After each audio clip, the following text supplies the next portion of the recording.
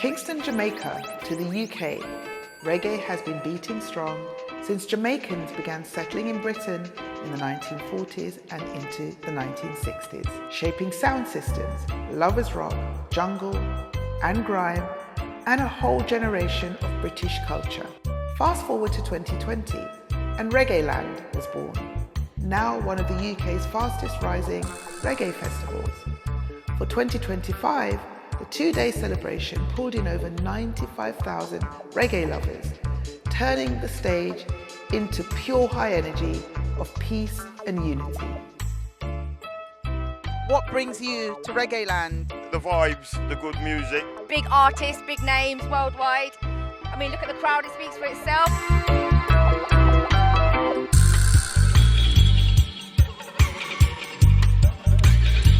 You've just come off stage, no doubt you are exhausted, and I witnessed the performance of Steel Pulse. It was incredible. Thank you very much. Tell me, as one of the UK's most prominent reggae bands, what's the journey been like to now? Been doing this for 50 years, and over the years our audience has grown, and now we're doing shows where I'm seeing like 3 and 4 generations of people coming to our shows, from the USA to Africa to the Caribbean. Even the young kids, they're understanding the message that we're trying to put across, which is basically peace, love and resistance to injustice.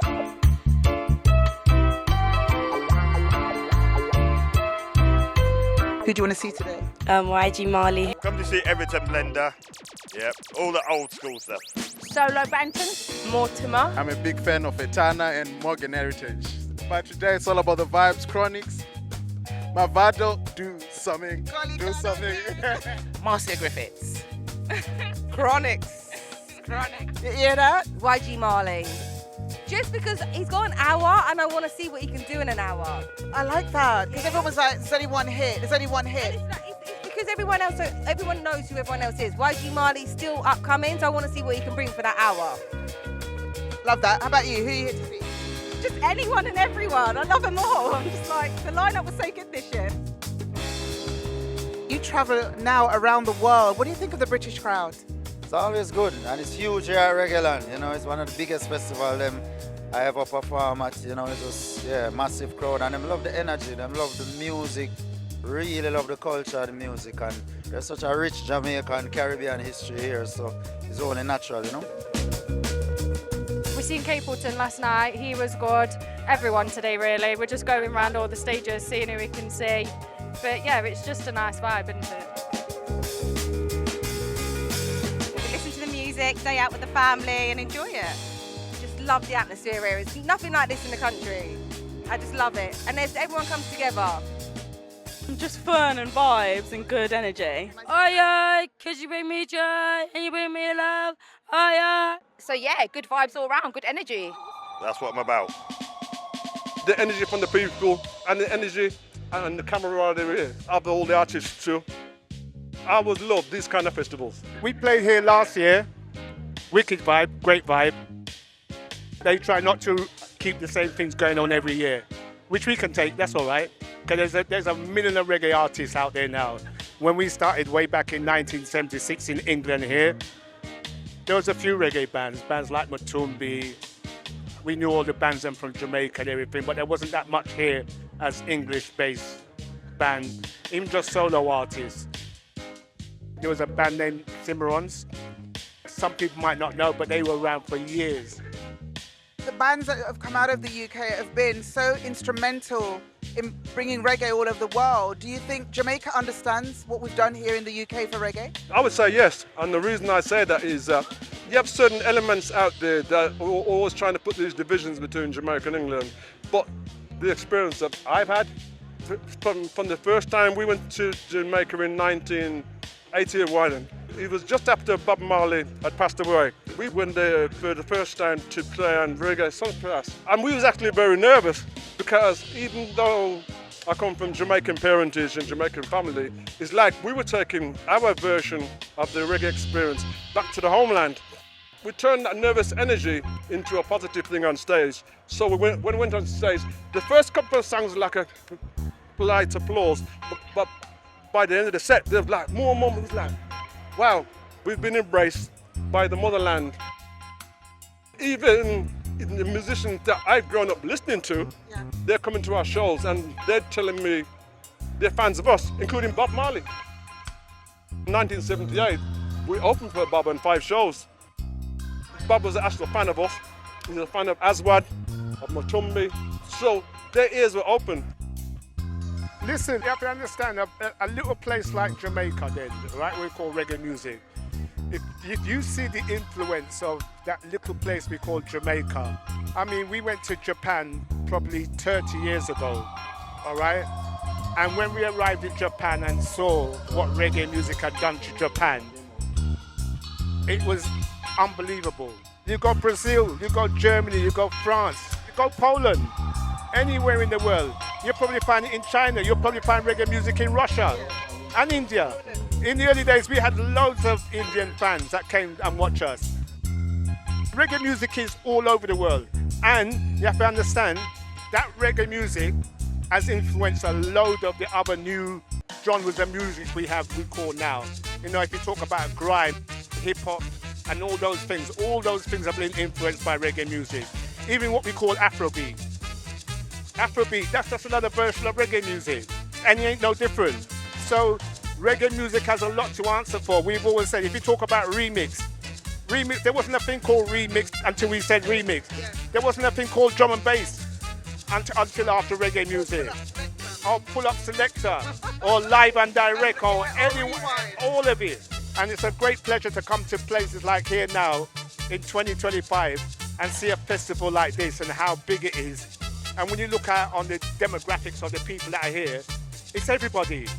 It's not just us, it's everybody. It's all nations, all creeds, all flavors. What brings you to Reggae Land today? Jamaica, and to see all the great singers up on stage. They actually asked to come this year, as I normally come without them, and I thought it was important to bring them to celebrate our culture, isn't it, guys? Yeah. Oh, it means a lot to us. Like, we're supporting our culture. We've been living in this country until early 60s, and as you can see, we're 3 sisters. We're in our 70s, but we still step out for Jamaica. Anywhere in the world, we are Jamaican first. My beautiful ladies, I'm just loving the drop today, representing Jamaica. What brings you to Reggae Land? We've been coming for like the last 3 years. This is the 2nd year that we've been here, and it's just the vibes of celebrating the culture. We're bright, we're beautiful, we're just effervescent, so we come to represent. That's what we're all about. Jamaica, we set. Bob Marley introduced us to reggae in 1980 on our Independence Day, and that's how we got to know about reggae. So it's been a culture now here in Zimbabwe. You say introduce us. Where you from, bro? Zimbabwe to the world. Yeah. I was brought up on it. On reggae? On reggae. She was brought up on reggae. And I brought my son up on it. Culture is just amazing. Love the music. It's the vibes. I just find reggae so relaxing. I love it. The only festival I come to when no one looks at you funny. Music is life. It's rhythm. When you're sad, you listen to music. When you're happy, you listen to music. It's just the flow. It's just the love. And reggae music specifically? Reggae music's just love.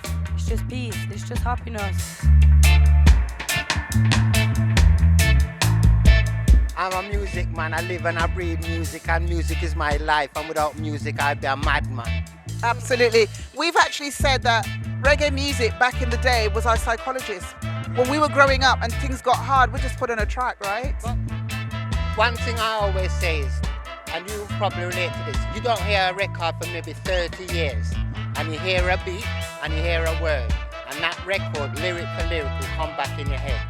Why is it that we can't use music to teach as well? Because I believe it's so strong. The same way you learn a lyric, just out your mind without even thinking about it, the same way music can influence people. I saw your set and I heard the fast talking. We in England, we think we developed it with Philip Levi. What would you say? I mean, no, for sure. It's a rich history of from Papa San them days in Jamaica, you know what I mean? We have enough different styles of lyrical styles and pattern and flows. So we just try to show the versatility. The vibes, pure fire, with artists like Movado shelling it down, Steel Pulse bringing the roots and rise, Leela Ike representing the new wave, Israel Vibration holding the foundation, and Chronics lifting the whole crowd to higher heights. The legendary British lovers rock duo Janet Kay and Carol Thompson graced the One Love stage, taking the crowd on a soulful journey back to the golden era of reggae romance. But there's always this debate going on with my Jamaican colleagues in America and Jamaica about who started lovers rock. I think the actual term lovers rock actually came from England.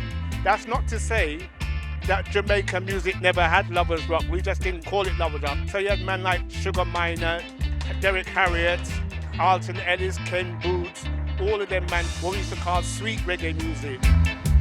But also the genre, the sound of that genre called lovers rock is different, what England produced. Well, it's only different because it was made here in England, and in those times, you have to understand, we were all looking at the West Indies for the music. We were just like the first generation of the parents who came to England, and we were born in England. So we hadn't, at them time, we hadn't been back to the West Indies yet to see what was going on. So those early music was just our interpretation of what we heard and what we wanted to do. And the soul as well, all rolled into one, right? Yeah, and the soul as well, because the R&B's in that as well. I have not friends that went to the same school as me. Some of us went the reggae route, some of us went the R&B route, but we were all looking overseas to see what was going on. So for us, without the inspiration that we had from the West Indies, you wouldn't have had lovers rock here. What's your inspiration, my sister? Life, you know, as I always tell people, like, I'm inspired both by the ones that have done it before. As a year one, I'm a teacher them on stage, Chronics right now. So all the reggae music, the real music, the pure music, the message music that I grew up listening to, from Bob Marley to Garnet Sill, Peter Tosh, Dennis Brown, Marcia Griffiths, you don't know, the High Trees. So it's a mixture of that along with my everyday experience and my personal experiences, and I wrap that up in what I know this music to be and deliver it accordingly. What's the journey been like coming up in this era with so many, you know, icons behind you, and you now emerging as another talent coming out of Jamaica? What's the journey been like? Well, I feel privileged to be considered in that same light, you know, and it's been a journey, a whole heap of things I had to work on to develop myself into being who I am today, you know what I mean? And my thing has always been about the lyrics, you know, because that's kind of the gift that I was given, to write strong lyrics. And that was the inspiration from watching artists like Sizzla and how his music changed my life. So I wanted to do that for others, and the journey has been all heap of ups and downs and things, and we just sing about the struggles and sing about what we see happening in the world, and yeah, we reached to the point where we win Grammys and things like that, other awards, and it's a great feeling. What's happened now, the economics of the music right now, and because of how technology has come about and changed a lot of things at the moment, the viability for a band to survive in this, how it is right now, you know, nobody buys records no more. You understand me? So on musicians, that's a big hit to some of the finances that we used to use to even be able to go back into studio and record. And so for new artists, I think it's just really the economics of it. That's why you have so many solo artists now, because one man can sit down in their room with a computer and make music and build tune. You understand me? Nowadays you couldn't do that. The technology wasn't there for that. You had to be able to play your instrument, 5-6 men come together, and you create a sound that became whatever that band was. We're in the digital era. We're at the dawn of a new age when it comes to how people consume music, how they consume content, how they share their lives with each other. You know, postcards are done. Nobody's sending postcards anymore. For us, I think relevance is the greatest thing that we could have maintained over the last 25 years of our career. We're enjoying it. Gramps loves social media. I think it's a great way for us, direct to consumer, right? Before, you know, where we were selling records and CDs, and now people are streaming. And I think where people like the Lucianos, the the garnet silks, the Morgan heritages, where our audience we're used to getting cassette and vinyl and CDs, and most of you guys don't have a Spotify account and iTunes, so we need you guys to get a Spotify account and show them that the reggae fans are still there. And I think that's one of the biggest transitions for the music is to be able to have 1 million followers or 50,000 followers, whatever it is, and be direct to consumer. You know, you have a record coming out, and before you have to send an email blast, and no, you just post it on your page and all your fans find out within 24 hours. I think that's the most beautiful thing that has happened and transpired for reggae and dancehall music. If you see what's going on as well with live music, you see reggae and dancehall artists playing arenas now. It's very important for us as Morgan Heritage to continue this legacy. It was very important to Peter. Yeah. You know, he didn't want us to stop. And then we as a family losing our brother Peter and the husband Peter, the father Peter, you know, and the strength that he gave us to say, yo, we're gonna push on, carry on. So we're here doing that. We're keeping our promise. And to the loyal royal fans that came out here tonight at Reggae Land, thank you. Thank you for standing out there. Thank you for waiting so long while we did the band change. Thank you for showing up for us to show people that reggae music is still delicious. As a woman amongst them, I find it a privilege and a humbling experience to be able to be here for women today, you know, and the young girls that need somebody positive to look up and say, yeah, I can be that and be that too, you know, so I'm grateful, ever grateful. Reggae, I'm going to say this, it's a male-dominated industry perhaps. You've got the likes of Marcia Griffiths, Judy Mowat, Rita Marley coming through, Carleen Davis. What words of wisdom can you give the women coming through reggae now? You've got Queen Ifrica, but you represent a new breed of artists coming through. I represent the next breed, you know, because it's like, it's not new. You get what I say, just the next. Yeah, it's just a passing of the baton, spiritually, musically, every alley. I'm not gonna say it's male dominated either, because women dominate as well. It's just more men than women in the space, and that's fine. We're there, we are doing it the right way. So what I tell another female, look, be yourself. That's the first thing. Love yourself. Understand that as a woman, you don't have to be inferior. You get me? We want men that lead, you know, and we want men that know to protect we, and you get me? But you yourself is a queen in your own right as well. All of the artists today have come up and have bigged up Jamaica. We are the foundation of this music, and it will always be the foundation. You know, the teacher will always be the teacher, the master will always be the master, and the students must recognize where the influence came from. If that wasn't there before, you wouldn't have no Aswan, and you wouldn't have enough of what's going on. Wouldn't have a UB40 either. We wouldn't have no UB40, we wouldn't have none of those things at all. For real. No steel pulse, no Batumbi, none of those things. It was because of the influence that came from Jamaica. And we as youths growing up, that's what we were listening to. That's what our parents were listening to. Okay, this is Tony Gad from Aswan. We're bigging up Flex from Florida.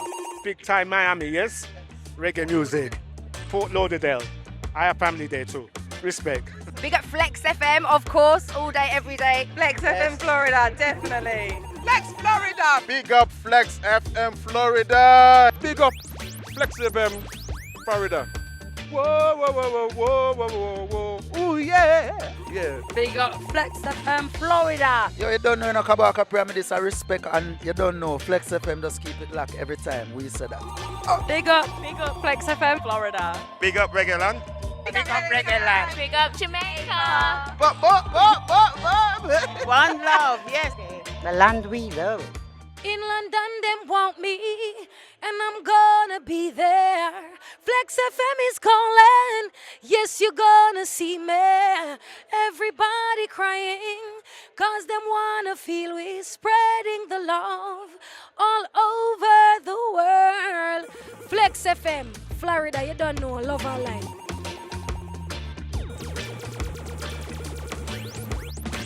Reggae Land isn't just a festival.